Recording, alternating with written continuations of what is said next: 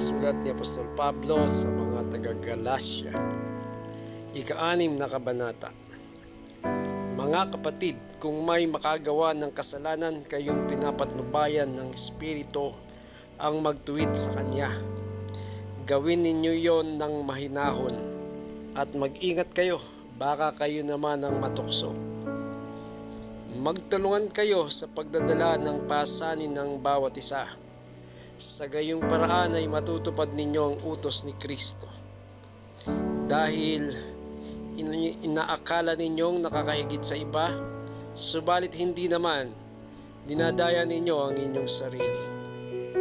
Suriin ng bawat isa ang kanyang sarili. Magalak siya kung mabuti ang kanyang ginagawa, huwag na niyang ihambing pa iyon sa gawa ng iba. Sapagkat ang pananagutan ng bawat isa ay ang kanyang sariling gawain. Dapat bahaginan ng lahat ng mga pagpapalang tinatamasa ng mga tinuturuan ang mga nagtuturo ng salita ng Diyos. Huwag ninyong dayain, huwag ninyong akalaing madadaya ninyo ang Diyos. Kung ano ang itinanim ng tao, yun din ang kanyang aanihin.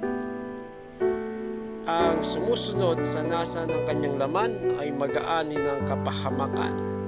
Ngunit ang sumusunod naman sa Espiritu ay mag-aani ng buhay na walang hanggan. Kaya't huwag tayong magsawa sa paggawa ng mabuti. Pagdating ng takdang panahon, tayo ay aani kung hindi tayo magsasawa. Kaya nga, sa lahat ng pagkakataon ay gumawa tayo ng mabuti sa lahat ng tao, lalo na sa mga kapatid natin sa pananampalataya. Mapapansin ninyo na malalaki ang titik ng sulat na ito.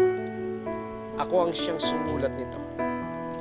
Ang mga taong naghahangad na mapuri ng kapwa ang namimilit sa inyong kayo'y magpatuli.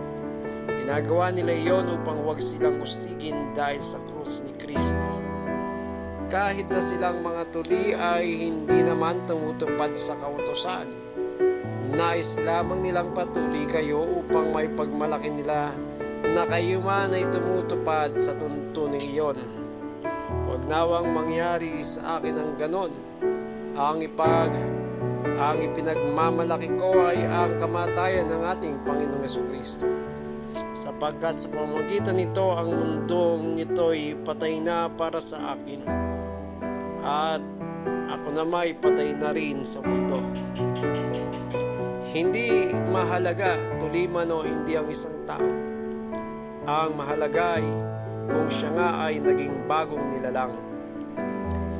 Manatili nawa ang kapayapaan at habag ng Diyos sa lahat ng namumuhay ayon sa tuntuning ito at sa buong bayan ng Diyos.